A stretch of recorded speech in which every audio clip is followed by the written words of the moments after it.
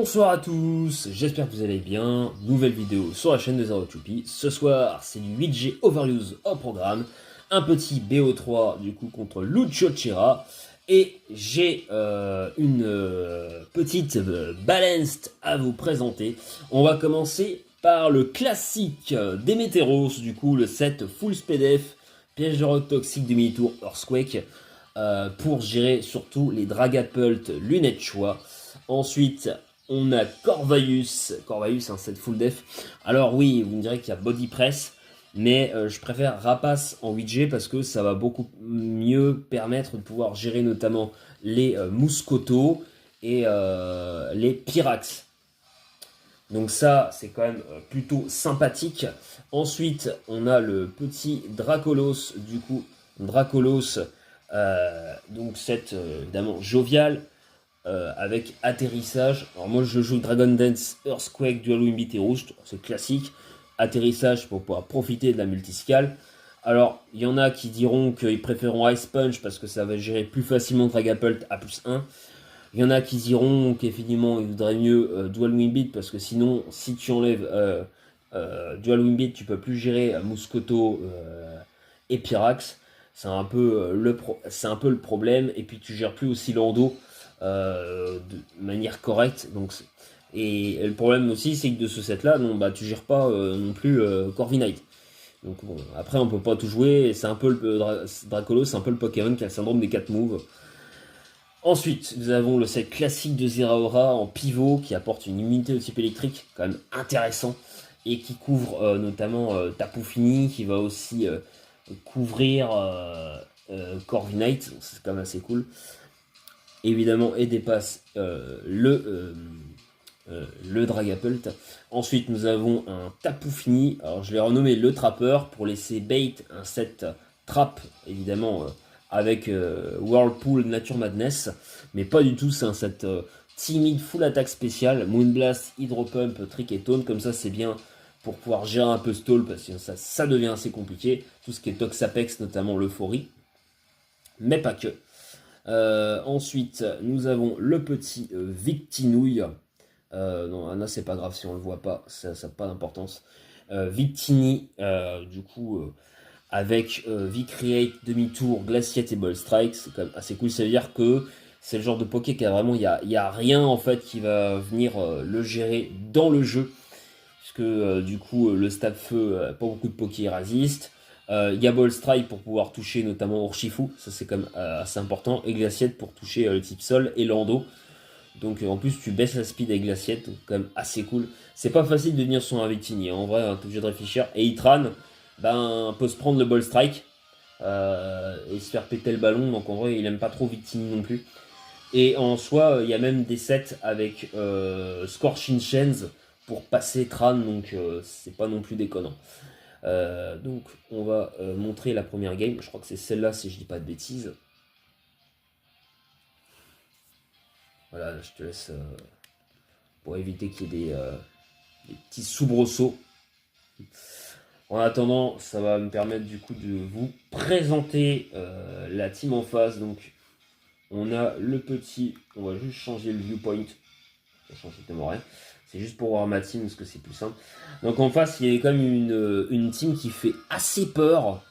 Du coup, donc on a Mouscoto. Après Mouscoto, je sais que je peux le gérer notamment avec Tapu Fini et Corviknight. Après ça dépend si la T-Punch ou Ice Punch vont en jouer. En vrai, je peux plutôt pas trop mal le gérer.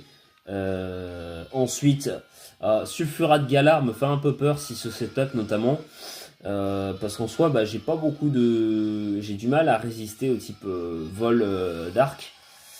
Il n'y a pas tant de switching que ça. Ensuite, nous avons Melmetal. Du coup, Melmetal, je peux le gérer, mais c'est vrai que tu veux body press. Mais en soi, bon, c'est vrai que t'as quand même Lando, t'as Tapu Fini, Corviknight. Mais après, ça dépend ce qu'il a en coverage en fait. Nidoking, par contre, c'est vraiment lui le Pokémon qui me fait le plus peur. Parce qu'en fait, lui, Nidoking, il n'y a absolument rien qu'il gère. Telluri Force, Laser Glace, Crado Vague, T-Bolt ou Lance Flamme, il n'y a rien qui gère. Clairement. Et puis évidemment, il y a le Tapu Lele. Tapu Lele, ça va encore. Tant que le Corviknight et Victini, à peu près bien le gérer. Et Trioxide en soi, c'est un set spécial. Je suis pas. Surtout si c'est un Scarf, je suis pas vraiment inquiet. Soit je me dis Trioxide Scarf ou peut-être Nidoking, ça dépend. Dans la team. On va peut-être par contre mettre le son en slow et là en mute. Donc on va voir le lead que ça va proposer. Du coup, ça décide d'aller sur Hydreigon du côté de Lucio. Et moi, ça va directement lead sur Victini. Je fais le Glaciette. Qu'est-ce que j'ai anticipé? J'ai peut-être anticipé le Sulfuraga ou Tapu Lele. Je crois que Tapu Lele. Là, je décide de placer demi-tour. Ah non, je décide d'aller sur Corviknight du coup. Oui, parce qu'en fait, là, il a décidé de mettre son Mouscoto sur un Corviknight. Je me suis dit, soit il bait un Scarf, soit il est vraiment Scarf. Donc ça décide de faire le Stone Edge. Je sais pas pourquoi il a fait Stone Edge, là par contre. Il a peut-être sur Victini, du coup. Alors c'est rare, hein, par contre, Stone Edge sur Mouscoto. Hein. Je savais même pas qu'il l'avait. Je décide de cliquer demi-tour. Et on va mettre le Tapu Fini. Alors, là, sur ce play-là, pourquoi je mets Tapu Fini? Pourquoi? Justement, c'est pour éviter de ramener le Nidoking. Parce que le problème, c'est que si je mets le Zeraora, qui était tentant, déjà, je peux ramener le métal aussi, qui peut être chiant. Je peux ramener Mouscoto, qui peut faire gros dégâts, notamment avec une anticipation genre Ice Punch, T-Punch. Et là, ça peut être dramatique. Ou alors Nidoking, surtout, parce que Lucio sait que j'ai aucun switch chez Nidoking, et il peut bait le Scarf tant qu'il veut. Hein. Et si je ramène Tapu Fini, là, je sais qu'il va pas forcément ramener son Nidoking. En tout cas, il va pas oser tout de suite. Je décide du coup de faire le trick. Ça, il n'est pas censé le savoir. Et il fait le vent violent du coup sur Tapu Fini. Il le miss. Mais là, du coup, là, le Poké se fait affaiblir. Donc là, je me dis, en vrai, je peux peut-être aller sur Corviknight. Et je décide de, je sais pas pourquoi, de laisser mourir. Et là, je fais Hydro Pump. Alors, j'ai peut-être anticipé un play. Là, je pense que j'ai anticipé un play. Ouais, j'ai eu peur du Nidoking. Je crois que j'ai suranticipé, un peu trop suranticipé. J'aurais peut-être dû taper Moonblast, mais j'ai tellement peur du Nidoking. Et puis de toute façon, je voulais pas activer Berserk, en fait, surtout. Parce que là, Berserk Scarf, ça peut être très vite dramatique. Hein. Vraiment, je peux me faire sweep, donc attention. Je veux pas activer Berserk, donc c'est pour ça que je fais pas le Moonblast, parce que faut quand même savoir, il me tue, faut quand même savoir que le Sulfurat Galar a une énorme SPDF. Donc il est capable, tant qu'un Moonblast stabé, même timide, de Tapu Fini. Donc là, du coup, le Sulfurat, il est toujours Scarf, parce qu'il a plus les bottes. Alors là, il y a un play qui est intéressant, évidemment. Il n'y a pas de Lando, donc c'est plutôt pas mal pour Zeraora. Mais là, le play qui paraissait évident, je pense, qui paraît évident pour le chose, c'est que je tape sabotage. Mais j'ai pas réellement de raison de le faire. Pour la bonne raison, c'est que même si t'as Nidoking, en fait, oui, il faut que j'affaiblisse Nidoking, mais d'un côté, le Sulfurat Galar, si je fais sabotage, du coup, je vais saboter pour rien. Je me suis dit, il y a peut-être une chance qui reste sur ce PA. Et du coup, je décide de taper le Plasma Fist. Et par chance, je tue du coup. Enfin, par chance, je fais la bonne anticipation qui élimine le Sulfurat Galar. Donc c'est quand même plutôt cool. Là, il décide de ramener son Nidoking. Là, je me dis, bon, ok, j'ai une Sulfurat Galar, mais d'un côté, j'ai perdu le Tapu Fini. Donc, là, j'ai vraiment plus du tout de switch. Sans vrai, Tapu Fini, je peux quand même avoir un switch à Lance-Flamme et Ice Beam. Au double combo. Surtout avec le Scarf, j'aurais dû le garder, hein, c'est quand même une erreur. Sachant que je sais pas quel objet il a encore. Là, je tente un play. Je me suis dit, il va peut-être faire une anticipation s'il est Scarf. Je me dis, bon, on va tenter le sabotage, on verra. Et je fais le sabotage qui fait 41%, c'est quand même pas trop mal. Le Ice Beam, du coup, qui fait 38%, du coup, vu que c'est non stabé, ça va faire moins de dégâts. Avec puisque je retire la Life Orb. C'est quand même pas si mal. Là, ce qui va me permettre du coup de pouvoir switcher notamment sur Corviknight, anticiper notamment le Telluriforce, et il anticipe bien, il fait le Ice Beam.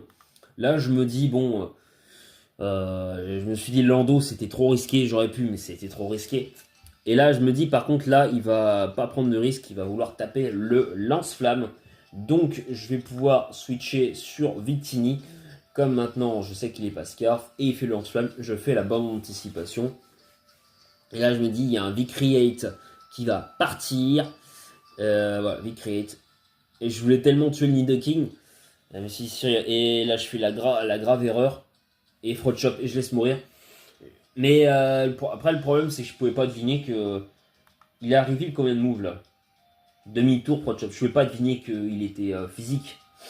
En fait, le Trioxide, enfin, pour moi, il pouvait être spécial. Après tout, sur le physique, t'as Melmetal, Muscoto, pouvait être spécial. Donc, franchement, c'est rare, physique. C'était dur à deviner, donc sinon je serais allé sur Corviknight. Là, je vais sur Corvi. Comme ça va permettre de pouvoir me soigner. Il fait le Fraud Shot, c'est plutôt pas mal. Comme ça, je peux me soigner directement. C'est quand même plutôt bien. On est quand même plutôt pas... Le Fraud Shot encore. Donc il va laisser mourir sur le Rocky Helmet, mais moi je vais pouvoir soigner mon Corviknight. Alors, est-ce que c'est...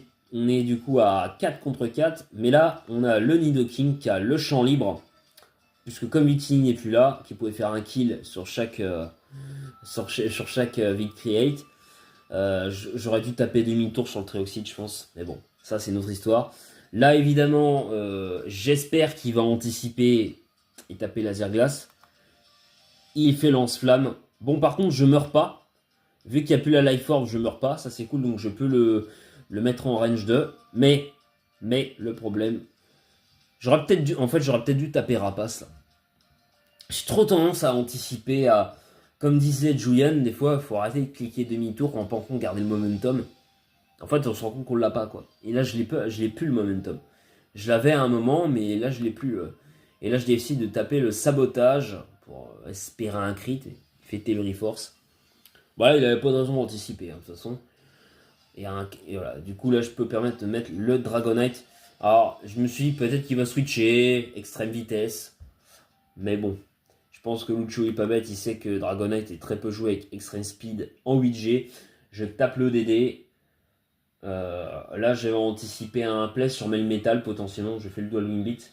Non, pourquoi j'ai fait Dual Wing Beat? J'aurais dû taper Séisme. Non, c'est peut-être le Muscoto que j'ai anticipé.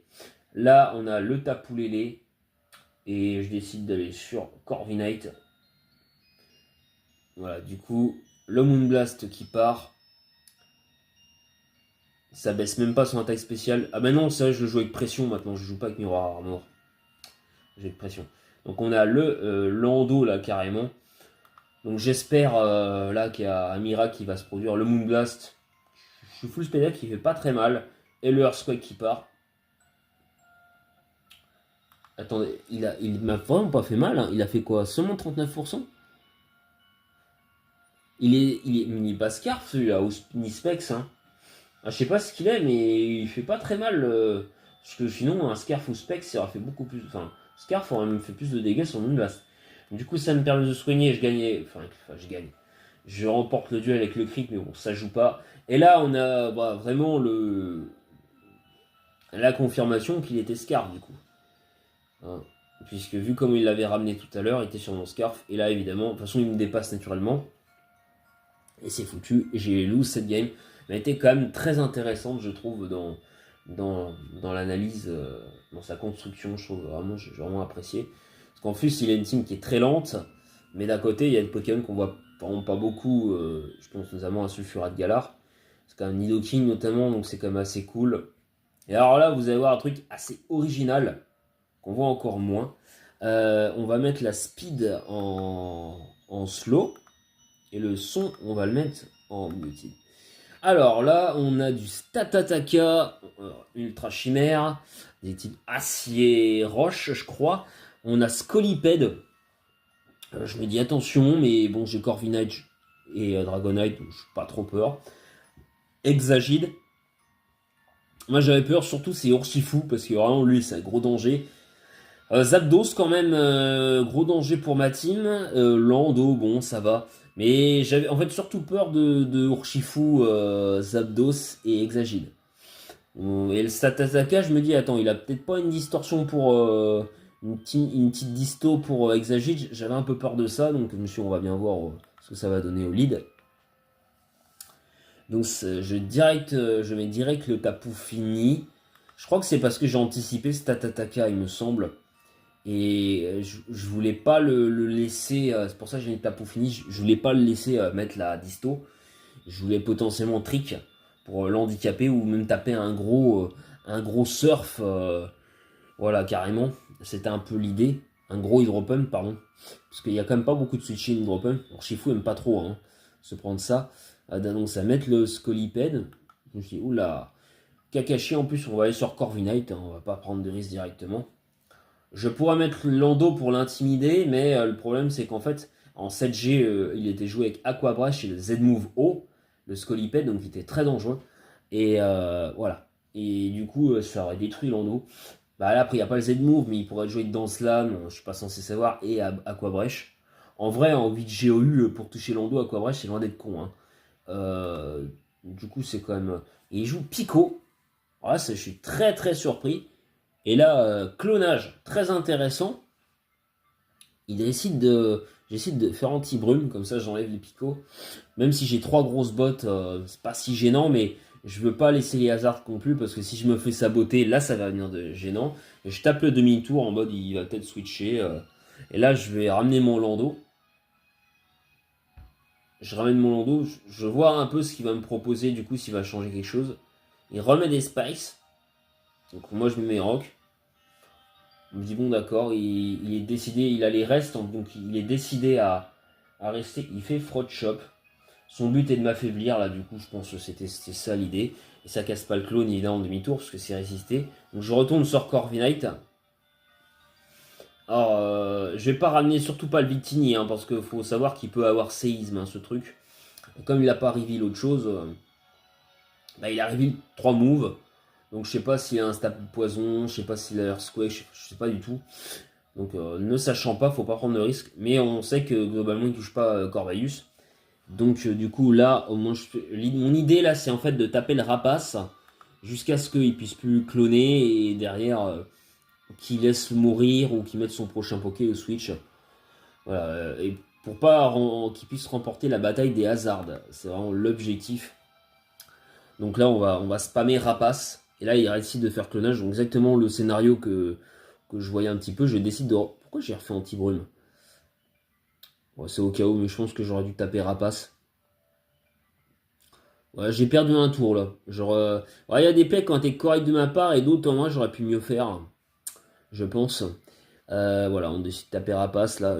Mais il y a un tour que j'ai perdu, j'aurais dû retaper rapace et enlever les hasards au moment en fait où il pouvait. Voilà. En fait, l'idée c'est que j'aurais dû défog à ce moment-là. Là.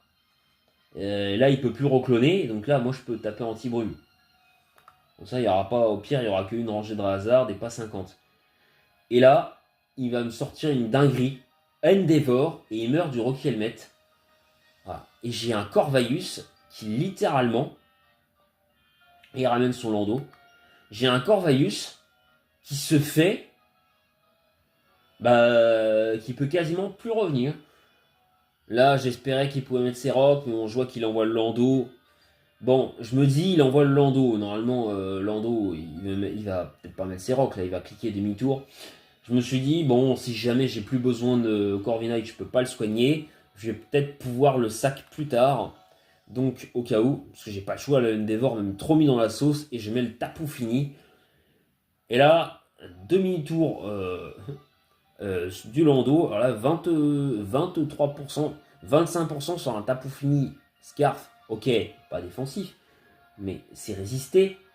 Ça fait Tapu Fini très bulky. Sur le spécial comme le physique, demi-tour, pas stabé. Je me suis dit, il est Lando, il est offensif celui-là, c'est pas possible. Vu comment il l'a ramené en mode agressif, là, il est offensif. Et vu les dégâts, c'est un Lando défensif, il fait jamais 25% sur un Tapu. Et là, il y a Zapdos, du coup, je décide de switcher sur le Lando. Je pense que, ouais, ce qu'il avait mis le Lando. Qu'est-ce qu'il avait mis avant? Attends. Qu'est-ce que j'ai fait? Là, il y a le Corviknight. Ok. Tapu. Le Zapdos. Ah oui, je décide de... Ouais, au cas où Et j'anticipe, du coup, il fait le Volt Switch, ce qui me permettra de mettre mes petits pièges de rock derrière. Il y a les picots, mais je pense que je suis gagnant avec les rocks. Ça va me permettre voilà, de pouvoir les placer. Là, le problème, c'est que c'est difficile. J'ai pas non plus Urshifu. En fait, normalement, enfin, si, il y a Tapu Fini, mais je suis un peu affaibli. J'ai déjà 63%. Est-ce que je vais pas mettre mon Corviknight là? Ouais, je vais pas avoir le choix, mais Corviknight, il aurait aimé être full vie. Là, ça m'a vraiment mis dans la sauce, là, le Scolipede, la Endeavor. Corviknight aurait adoré pouvoir se placer et se taper le Rocky Helmet, même sur des demi-tours. Et là, on a le Zeraora qui arrive. En vrai, j'aurais peut-être dû placer le Tapu Fini. J'aurais peut-être dû le placer et peut-être tenter le Moonblast. Parce que là, vous voyez, voilà, le problème qui va se passer, voilà, le Surging Strike, Scarf. Après, ça pouvait être prévisible. Mais il y avait tellement de dingueries. Et du coup, je fais le sabotage.